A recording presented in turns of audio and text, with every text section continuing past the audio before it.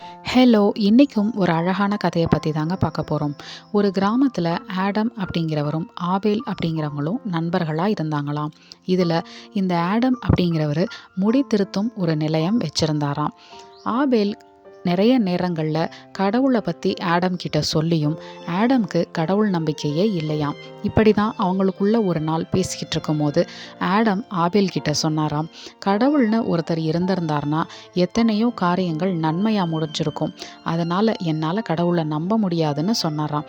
அப்ப ஆபேல் அப்படி என்ன காரியங்கள்னு கேட்டாராம். அப்ப ஆடம் சொன்னாராம், இதோ நம்ம பக்கத்து வீடு, எய்த்த வீடு, ஏன் நம்ம வாழ்க்கையே எடுத்துக்கோ. அதே சமயத்துல இதோ ரோட்ல எத்தனையோ பேர் இருக்காங்க. அவங்களுடைய வாழ்க்கையும் எடுத்துக்க. ஒவ்வொருத்தருக்கும் ஏதோ ஒரு தேவை இருக்கும். ஆனா இதெல்லாம் ஏன் கடவுள்னு ஒருத்தர் இருந்தா அவரு தேடி வந்து செய்யல, அப்ப கடவுள் இல்லைன்னு தானே அர்த்தம் அப்படின்னு சொன்னாராம்.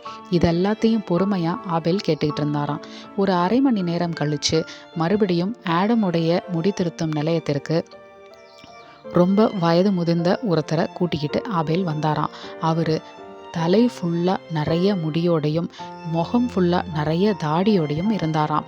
பார்க்கவே ரொம்பவும் முகமே மறைஞ்சு போய் இருந்ததாம். அவரை கூட்டிட்டு வந்துட்டு ஆபேல் ஆடம் கிட்ட சொன்னாராம், இந்த ஏரியால முடி திருத்துற நிலையமே இல்லை போல இருக்கு அப்படின்னு சொன்னாராம். உடனே ஆடம், என்ன சொல்ற அப்படின்னு கேட்டாராம். பின்ன இந்த பாரு, அந்த மாதிரி ஒரு முடி திருத்துற நிலையம் இருந்திருந்தா இதோ இவர் இப்படி இருந்திருப்பாரா, இந்நேரம் இவரை அழகாக்கியிருப்பாங்கல்ல அப்படின்னு சொன்னாராம். உடனே ஆடம் சொன்னாராம், இவர் இந்த இடத்துக்கு வந்ததே இல்லையே, இவர் வந்திருந்தா நான் இவரை அழகாக்கியிருப்பேனே அப்படின்னு சொன்னாராம்.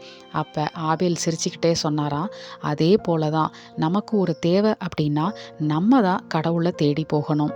கடவுள் நம்மளை தேடி வருவார்னு நம்ம வெயிட் பண்ணிக்கிட்டே இருக்கக்கூடாது. நம்மளுடைய தேவைகள் என்னன்னு கடவுளுக்கு நம்ம தெரியப்படுத்தணும். அவர் மேலே நம்பிக்கை வைக்கணும். அதே போல் விசுவாசமும் வைக்கணும். அது மட்டும் அல்லாது கடவுள் இருக்கிறார்னு நீ நம்பி உன்னுடைய காரியங்கள் எல்லாத்தையும் அவர்கிட்ட கொடுக்கும் பொழுது அவர் உன்னுடைய வாழ்க்கையையும் ரொம்ப அழகாகவே மாற்றுவார் அப்படின்னு சொன்னாராம். அப்படிதாங்க நம்மளுடைய வாழ்க்கையிலையும் நமக்கு நிறைய தேவைகள் இருக்குது. ஆனால் நம்ம எப்போவுமே கடவுளை குறை சொல்லிக்கிட்டே இருக்கோம். என்னுடைய வாழ்க்கையில் இதை நீங்கள் கொடுக்கலையே, ஏன் இது நடக்கலை அப்படின்னு சொல்லிட்டு. ஆனால் நமக்கு நிறைவாக எத்தனையோ காரியங்கள் கடவுள் கொடுத்துருக்காரு. அதற்கெல்லாம் நம்ம கடவுளுக்கு ஒரு நாள் கூட நன்றி சொன்னதே கிடையாது. அதே போல் நம்மக்கிட்ட ஒரு சின்ன குறை இருந்தாலும் அதை பெருசாக்கி கடவுள் எனக்கு இப்படி ஒரு குறையை கொடுத்துட்டாரே அப்படின்னு சொல்லிட்டு நம்ம ரொம்பவும் கடவுளை குறை சொல்கிறோம். இதெல்லாம் பொறுத்துக்கிட்டும் கடவுள் நமக்கு நிறைய காரியங்களை செஞ்சுக்கிட்டு தான் இருக்காரு. அதே சமயத்தில் கடவுள் மேலே நமக்கு நம்பிக்கை இருக்கணும்.